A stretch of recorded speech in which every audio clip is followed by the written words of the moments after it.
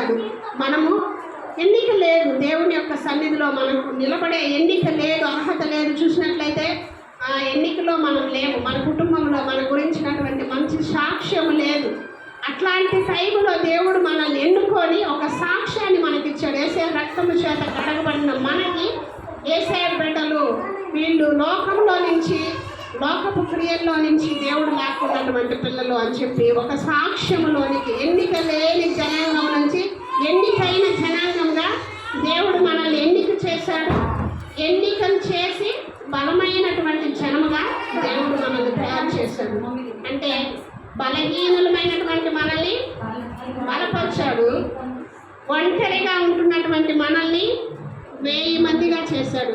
నేను 1000 మందితో సమానము అని మీరు అనుకుంటే దేవుడు నిజంగానే 1000 మందితో సమానంగా చేస్తాడు. ఎందుకంటే ఒక్క వ్యక్తి ప్రార్థన దేశాన్ని కదిలిస్తుంది.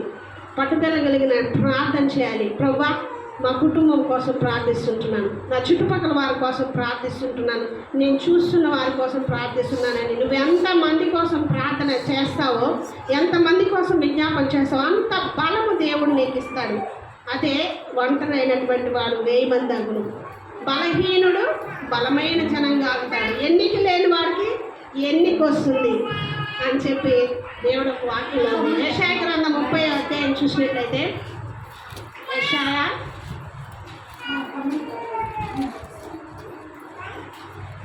30:15 చదవండి.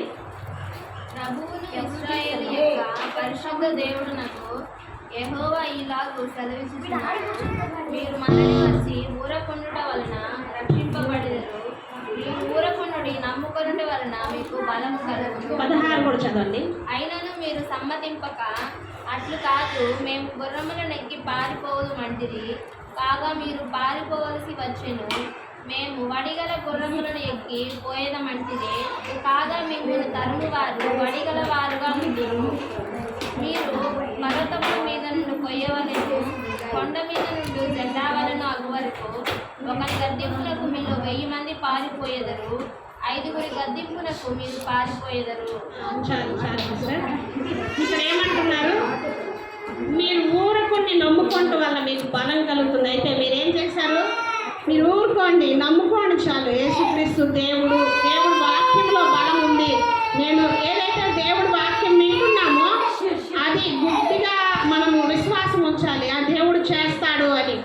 ఒక చిన్న పిల్లలు ఎలాగైతే మనం ఏదైనా ఒక మంచి విషయం చెప్పినప్పుడు మమ్మీ మేము చెప్తాం, మమ్మీ నువ్వు ఇస్తానన్నావు కదా అని చెప్పి మనం ఇస్తామో ఏమో తెలీదు, కానీ మనం చెప్పిన వెంటనే వాళ్ళు మన వెనకంటే వస్తారు, మనతో కూడా వచ్చేస్తారు.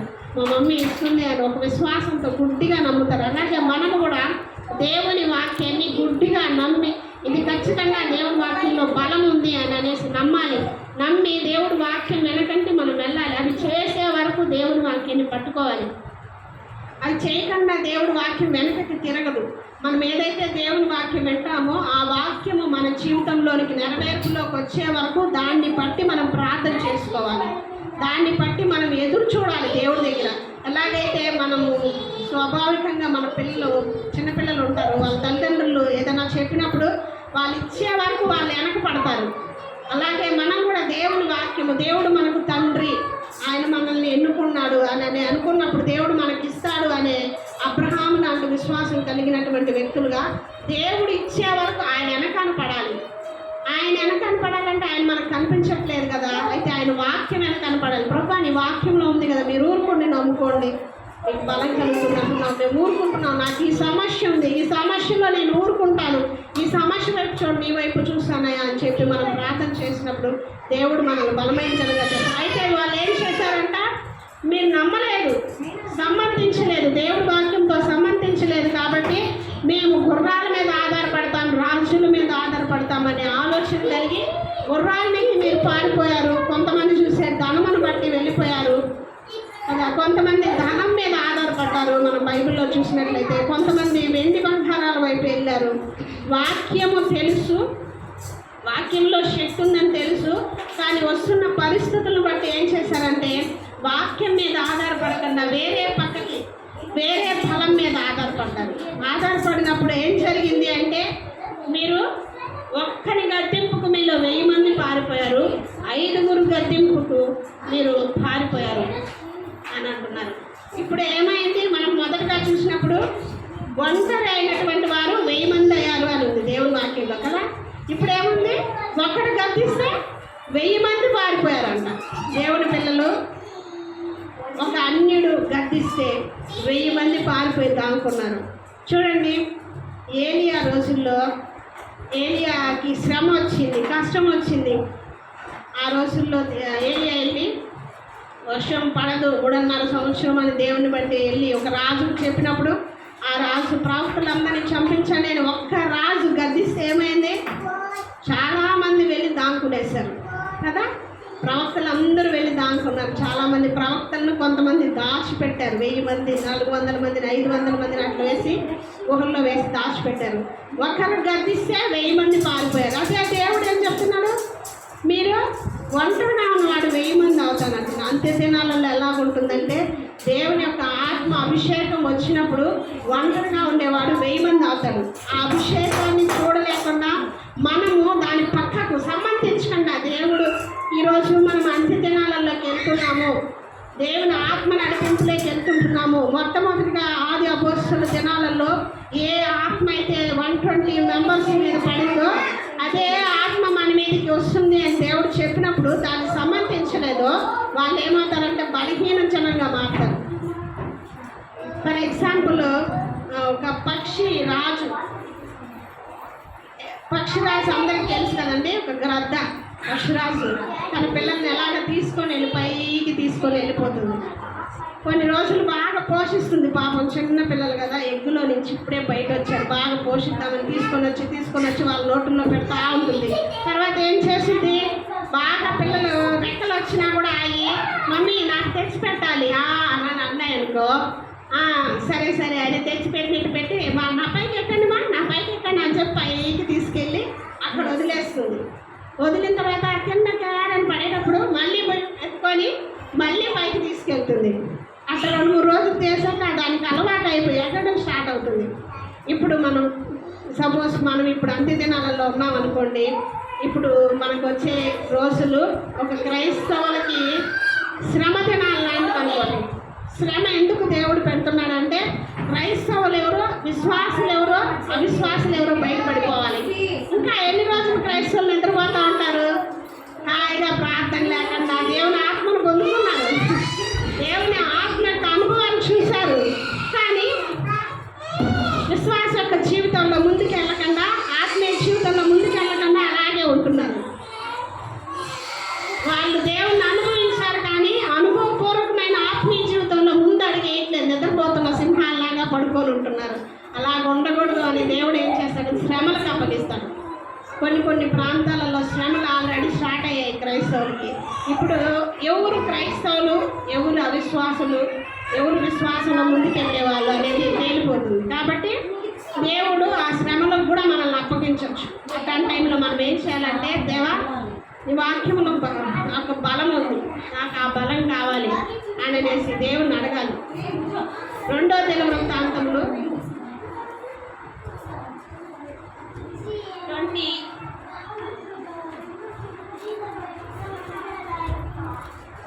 మనందరికీ తెలుసు. 2వ దినవృత్తాంతంలో హిజ్కియా రాజు గురించి.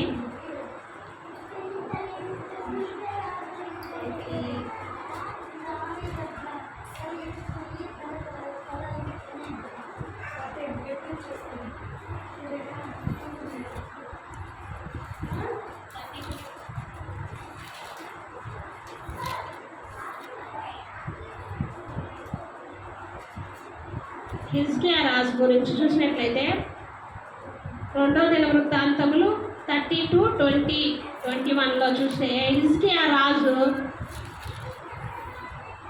అష్షూరు రాజు యుద్ధానికి వస్తాడు కదా. వచ్చినప్పుడు 22 చదవండి. 22 యెహోవా హిజ్కియాను యెరూషలేము కాపురస్తులను అష్షూరు రాజైన సన్హెరీబు చేతిలో నుండి అందరి చేతిలో నుండి రక్షించి అన్ని వైపులను వారిని కాపాడినందున. చాలండి. అష్షూరు రాజు చేతిలో నుంచి హిజ్కియాను యెరూషలేములో ఉంటున్న కాపురస్తులందరినీ కూడా దేవుడు ఏం చేశాడంటే కాపాడాడు. బలమైన బలమైనటువంటి జనాంగం వచ్చారు. శత్రువు ఇసుకు రేణువుల వల్లే వచ్చేసింది. వీళ్ళ దగ్గర అంతమంది శత్రువులు లేరు, ఆయుధాలు లేవు. ఏం చేయాలో అర్థం కాని ఆ పరిస్థితుల్లో దేవుని సన్నిధిలో వాళ్ళు సాష్టాంగ ప్రార్థన చేసుకున్నారు. అయ్యా మమ్మల్ని కాపాడుకు, నీవు మాత్రమే శక్తి కలిగిన దేవుడు అని దేవుడి వైపు చూశారు. కష్టం వచ్చినప్పుడు కన్నీరు కాల్చి రోదన చేసి దేవుడి సన్నిధిలో ప్రాధేయపడి దేవుని దగ్గర నుంచి ఆయన స్వరం విని యెషయా ప్రవక్త ద్వారా దేవుడు మిమ్మల్ని కాపాడుతాడు అని చెప్పినప్పుడు 185,000 మంది 75,000 మంది జనాంగం అక్కడ ఒక్క దేవదూత వాళ్ళందరినీ చంపేస్తుంది. ఆ తర్వాత ఏం చేశాడు? 25 చదవండి అక్కడనే కిందికి. 2వ దినవృత్తాంతం 32:25. మనసును గర్వించి తనకు చేయబడిన మేలుకు తగినట్లు ప్రవర్తింపనందున అతని మీదికి యూదా యెరూషలేముల వారి మీదికి కోపము రాగా హిజ్కియా. చాలండి. అక్కడ చూసినట్లయితే హిజ్కియా మనస్సును గర్వించి చేయబడినటువంటి మేలుకు తగినట్లుగా ప్రవర్తింపలేదు అని ఉంది. అతను అవసరతలో మాత్రం దేవుడి మీద ఆధారపడ్డాడు. దేవా నువ్వే నాకు నాయన నీ కాళ్ళు పట్టుకుంటాను. అవసరం వచ్చినప్పుడు ఏం చేస్తాం? దేవుడి కాళ్ళు పట్టుకుంటాం. అవసరం అయిపోయిన తర్వాత ఏం చేస్తాం? అయ్యో అన్నీ మర్చిపోతాం. దేవుడిచ్చిన ఆశీర్వాదాలను కూడా మర్చిపోయి వెనక్కి వెళ్తాం కదా. ఆత్మీయ జీవితం అలా ఉండకూడదు. హిజ్కియా రాజు అదే పని చేశాడు. బాగా ఆత్మీయ జీవితంలో చక్కగా ఎదిగాడు. యుద్ధాలు కూడా దేవుడు అతని పక్షాన చేశాడు. చాలాసార్లు యుద్ధాలు చేశాడు.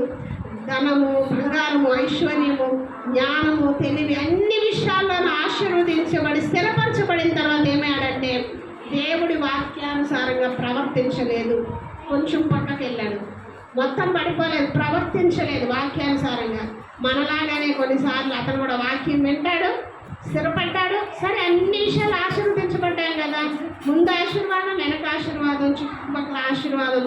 ఇక ఒకటే సాక్ష్యం, వీళ్ళు దేవుని నమ్ముకున్నాక బాగుపడ్డారు, వీళ్ళు దేవుని నమ్ముకున్నాక మంచి జరిగింది అంతా అనుకున్న తర్వాత ఏమైందంటే కొంచెం మనసులో గర్వించి దేవుని పక్కన పెట్టారు. పక్కన పెట్టినప్పుడు ఏమైంది? దేవుడు కోప్పడ్డాడంట అతని మీద. కోప్పడి అతనికి విరోధంగా దేవుడు లేచాడు.